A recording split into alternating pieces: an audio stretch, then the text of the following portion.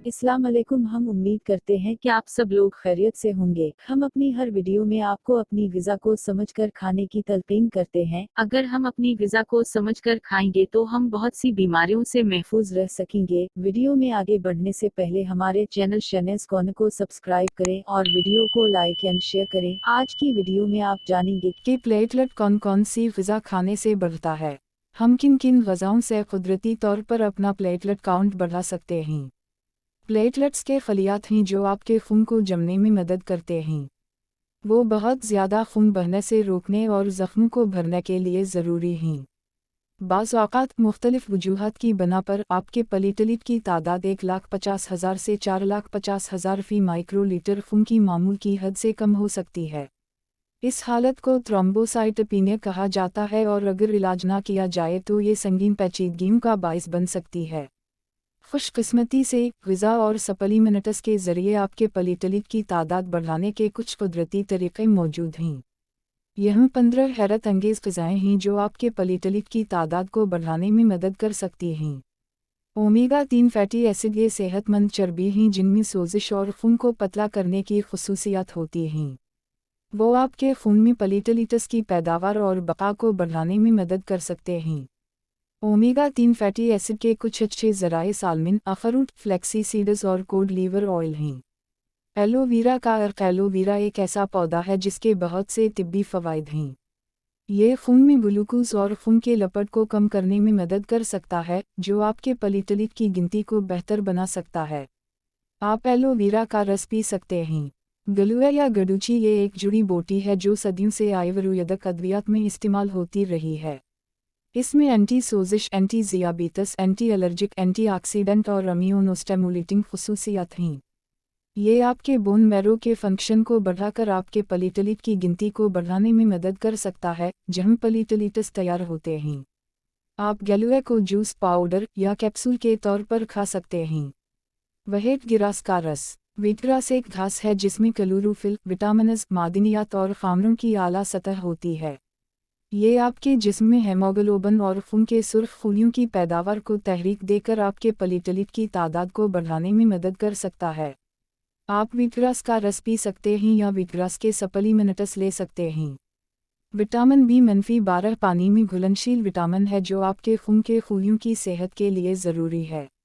Vitamin B-12 की कमी platelet की कम तादाद और खून की कमी का सबब बन सकती है। आप बीफ, जिगर, अंडे, पनीर और दूध जैसे जानवरों पर मबनी खाने से विटामिन B-12 हासिल कर सकते हैं। अगर आप वेगन या सब्ज़ी खौर हैं तो आप विटामिन B-12 सप्लीमेंट्स भी ले सकते हैं। फोलेट पानी में घुलनशील एक और विटामिन है जो आपके खून के खूनियों के लिए अहम है। ये आपके जिस्म को प्लेटलेट्स समेत नए खलियात बनाने में मदद करता है। फोलेट कुदरती तौर पर बहुत से खानों में पाया जाता है जैसे पत्तों वाली हरी सब्जियां, फलियां, मूंगफली, नारंगी और मजबूत अनाज। अगर आपके पास फोलेट की सतह कम है तो आप फोलिक एसिड सप्लीमेंट्स भी ले सकते हैं। लोहा आयरन एक मादनियात है जो हेमोग्लोबिन की पैदावार के लिए ज़रूरी है, वो प्रोटीन जो आपके खून के सुर्ख खूनियों में ऑक्सीजन ले जाता है। आयरन आपके जिस्म को प्लेटलेट्स और खून के दीगर खलियात बनाने में भी मदद करता है। आयरन की कमी प्लेटलेट की कम तादाद और खून की कमी का बायस बन सकती है। आप गोश्त, समंदरी ग़िज़ा, दाल, कद्दू के बीज और पालक जैसे खानों से आयरन हासिल कर सकते हैं। अगर आपके पास आयरन की सतह कम है तो आप आयरन सप्लीमेंट्स भी ले सकते हैं। विटामिन C एक एंटीऑक्सीडेंट है जो आपके खूनियों को नुकसान और इन्फेक्शन से बचाने में मदद करता है। ये आपके जिस्म में आयरन और फोलेट को जज़्ब करने में भी मदद करता है, जो प्लेटलेट की पैदावार के लिए ज़रूरी हैं। विटामिन C बहुत से फलों और सब्जियों में पाया जाता है जैसे लीमू के फल, बैर, बरूकुली, काली मिर्च और टमाटर। अगर आपको इजाफी फ़रोग़ की ज़रूरत हो तो आप विटामिन C सप्लीमेंट्स भी ले सकते हैं।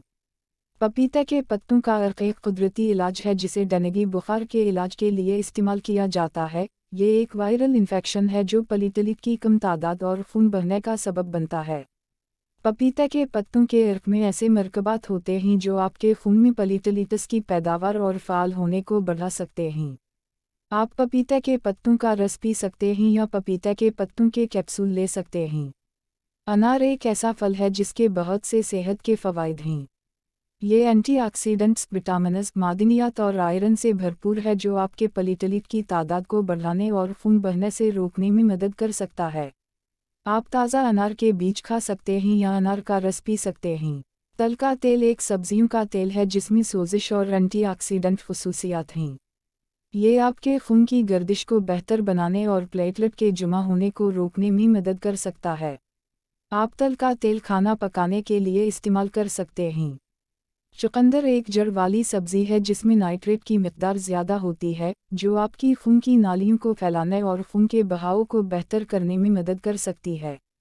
चुकंदर में एंटीऑक्सीडेंट्स, विटामिन्स, मादनियात और आयरन भी होते हैं जो आपके प्लेटलेट की तादाद बढ़ाने और खून की कमी को रोकने में मदद कर सकते हैं।